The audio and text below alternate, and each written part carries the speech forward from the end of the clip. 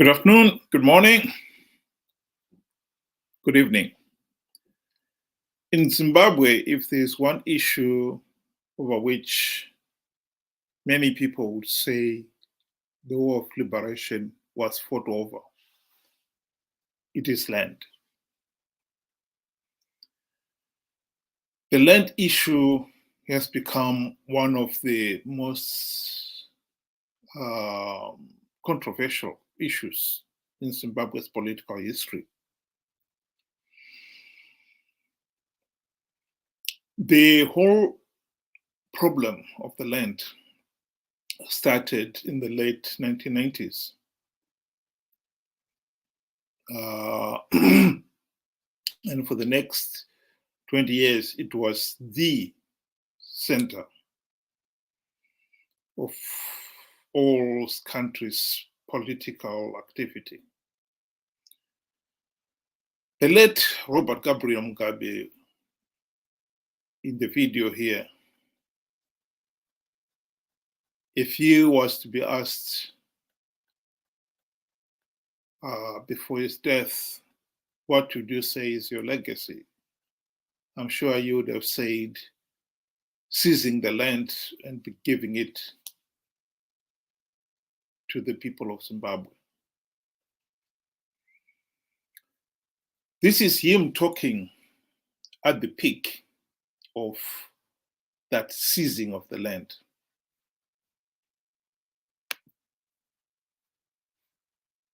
Now our enemies, because you really have behaved as enemies of Zimbabwe, that we are full of anger, and our entire community is angry, and this is why you have the war veterans now, seizing land. You are our soldiers. You have a battle to fight.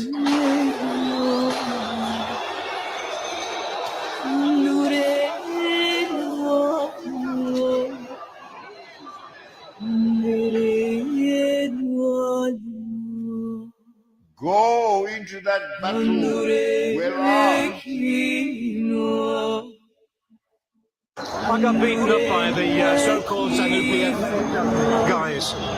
They were nothing but a set of hooligans and thugs. Go into that battle with the full knowledge that there is a political enemy.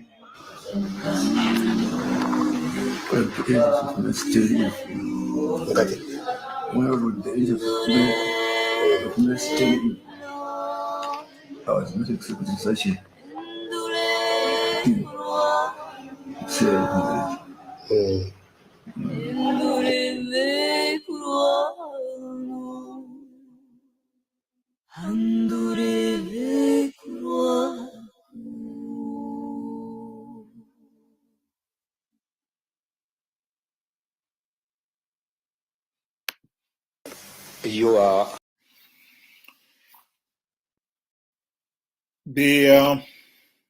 The story of the land therefore started with the argument that land was being seized from the whites to redistribute it to the landless peasants. There can be no argument that there is a problem of shortage of land, particularly if you have traveled around Zimbabwe, where some of the peasants live on so arid land that it really is hard to see how they can be eking a living from that land. They are so crowded, some of the rural areas are becoming desert. There's hardly any grass there for the cattle to graze on, even during the rainy season.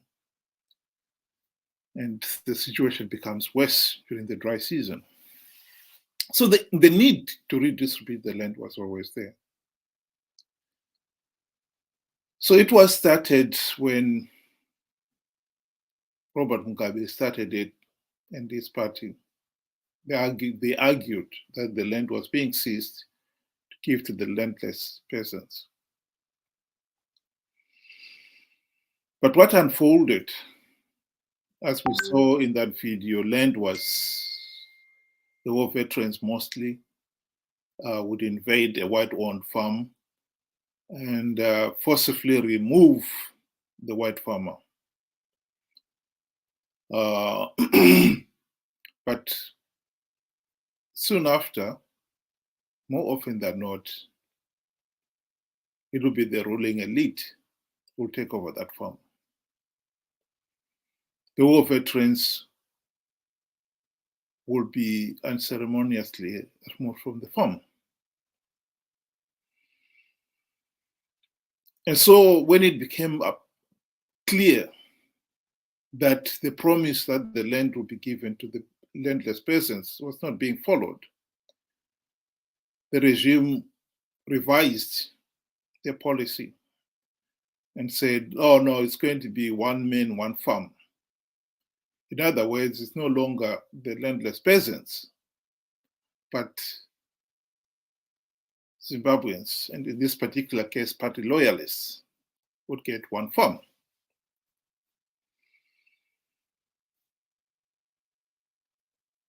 But after a while, it became clear that the ruling elite were getting more than one farm each. I think up to now, most people had believed that Robert Mugabe, his wife, and his children, he had 13 farms, and some of them really big farms. But now it's emerging that we were not being told the truth at all. His daughter, Bona Mugabe, is now going through a divorce with her husband. And the list of their wealth is impressive. I think most people were taken aback. In the list of the couple's wealth is 21 farms of varying sizes, from 6,385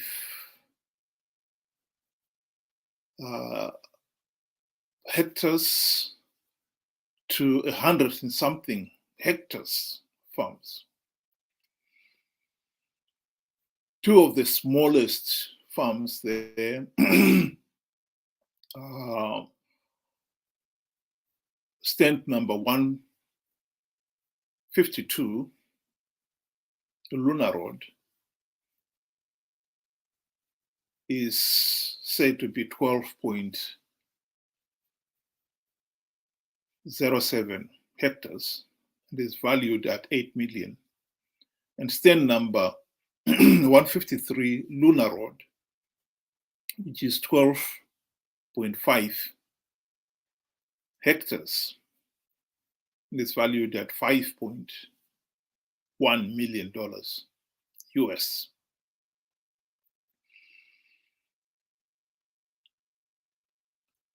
On these farms,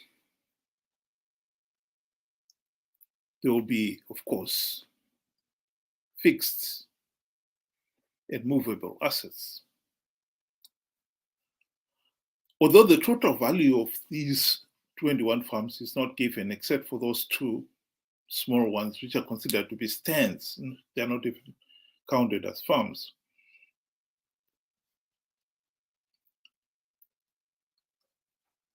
The smallest one of the farms is a tenth of this Lunar Road stands. So if one was to say each of those farms is valued at, say, average US 50 million, this will give the total value of all the 21 farms to well over $1 billion. So what we thought, when we thought that the Mugabe family had 13 farms, turns out that the daughter alone had nearly twice that number, 21. In the divorce papers, the couple also have 17 cars, including a Rolls Royce valued at $700,000. The total value of the 17 cars, $1 million. The couple have got also 21 residential properties, including a mansion in Dubai valued at $8 million. And the total value of the 21 residential stands is $20.3 million. We've got 2 stands in Chishawasha and they've got the various business empires and so forth. I think what is important here is to accept the reality that the ruling elite in Zimbabwe have grown incredibly rich, filthy rich. And the tragedy is all these millions of dollars, billions of dollars have been locked up instead of being circulated for the good of the country.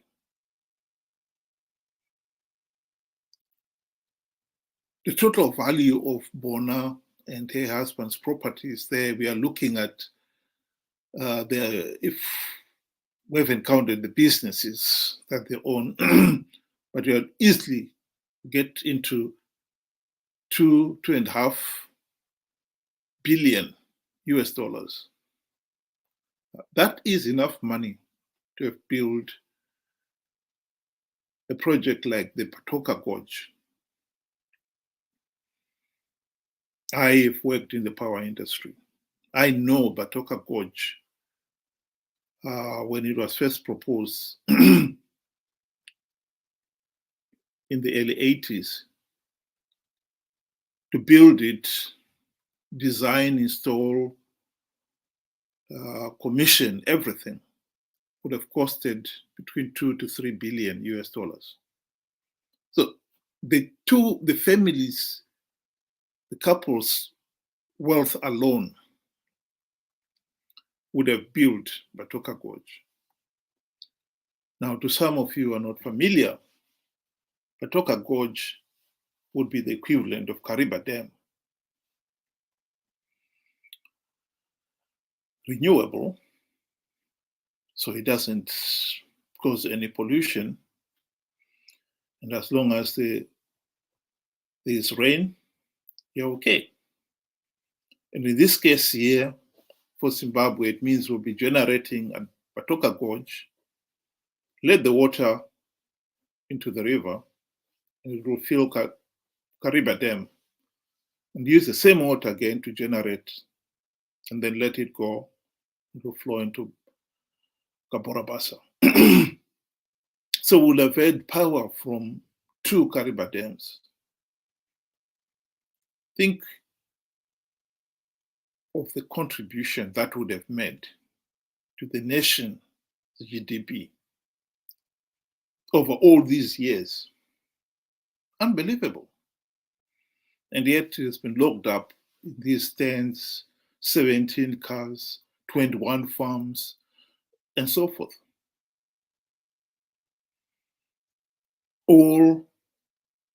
Most of them, I'm sure you'll find they're not being used productively.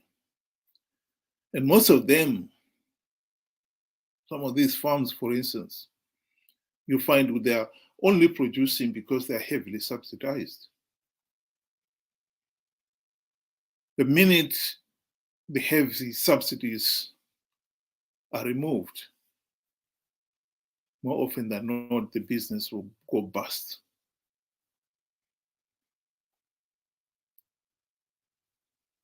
What a criminal waste of resources.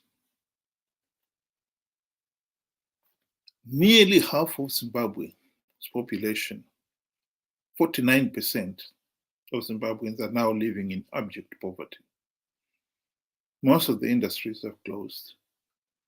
Schools are so poorly equipped. Hospitals, the same thing. Most of the infrastructure is in varying stage of decay and rot because of the 43 years of gross mismanagement by ZANU-PF.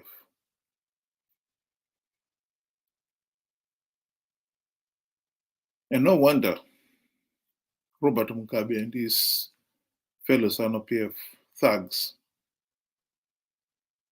were prepared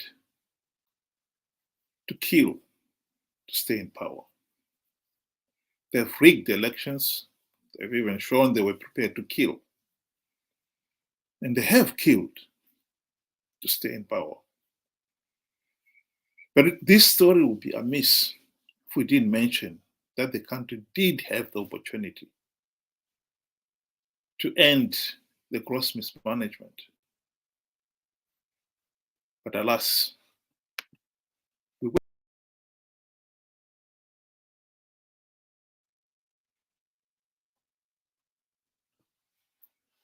we did have the opportunity to end the ZANU-PF dictatorship, and we wasted it. That is what is so tragic about Zimbabwe.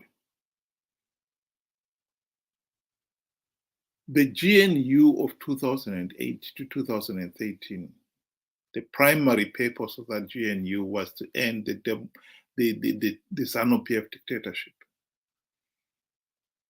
But alas, we failed to do so.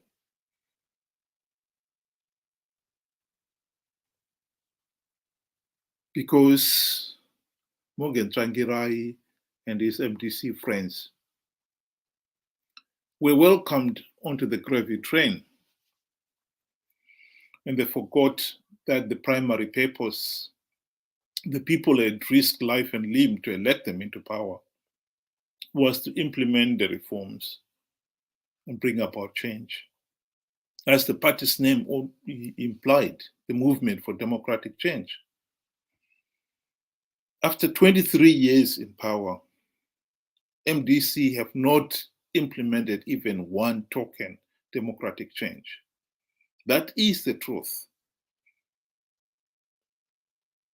And at the present moment, by participating in these flawed elections, MDC are giving ZANU-PF legitimacy. And it's all very well to complain about how the ruling ZANU-PF elite are looting. We are giving them the opportunity to stay in power and continue the looting. That is where the problem is. If the reforms had been implemented properly during the GNU, ZANU-PF would have been removed out of office by 2013 at the very latest. Bona Mugabe was married in 2014. So at least as at that point, any of the properties that she was to acquire, it would have been her own father who was giving it to her, not him looting it from the nation, because he would not have been president by then if there had been free, fair, and credible elections in 2013. The looting we are talking about is continuing to this day. A few weeks ago, We watched the 4-part documentary by Al Jazeera. And in this particular case, the new president, Emerson Mnangagwa, was the one presiding over the operations, the looting that was taking place there. I think you don't have to be a genius to know that him and his family are amassing a lot of wealth from this rampant looting, not only in gold, but in diamonds, lithium, platinum, and many other areas. Bona Mugabe has a mansion in Dubai. Grace, she spends most of her time in Dubai. And I am telling you, it's not the same mansion, it's a different mansion. So Bona has got her own mansion, and Grace Mugabe has got her own mansion. And rumor has it that Emerson Mnangagwa has got his own mansion in Dubai too. So the looting has continued because we failed to implement the reforms. And as long as ZANU-PF retains the carte blanche powers to rig elections, the looting will continue. This idea that we can win rigged elections is a nonsensical idea. It's only an excuse to participate in a flawed election, and then at the end of the day, as usual, they will complain that elections were rigged, but then it's too late. We really need to get this issue right. There will be no free, fair, and credible elections in Zimbabwe until we implement the reforms. We need to cure ourselves of this case of rigged elections. Until we cure ourselves of that, the looting will continue.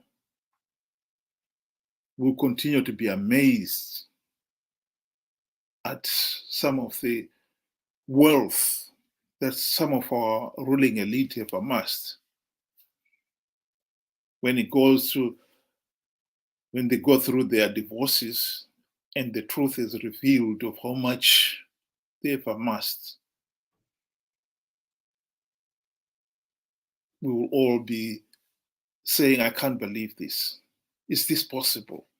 Yes, it is possible. 2023 is an opportunity to change, to end the rampant looting. I do agree, and I repeat, I do agree that it is too late to implement any meaningful democratic reforms now. But what we can do is make sure that we expose this election process as a flawed, which it is. And we also expose that the opposition are participating in these elections out of greed. In other words, they have no political credibility at all. Combine those two, there is no way ZANU-PF should be given political legitimacy from a flawed process, from the participation of discredited opposition. We know that SADC leaders, particularly our friends across the Limpopo in the ANC, have already said they would like to, they would not accept regime change in Zimbabwe. In other words, they will support the ZANU-PF regime. But let's not make their jobs easy. Let's make it very clear that we, the ordinary people of Zimbabwe, are the ones who want regime change, who know that this present system has failed us. And we want meaningful change. And if we do not make our voice heard, then it's our fault. Another 5 years of this looting is unthinkable. And yet, if we do not do anything about it now, it is the reality. Thank you and good night.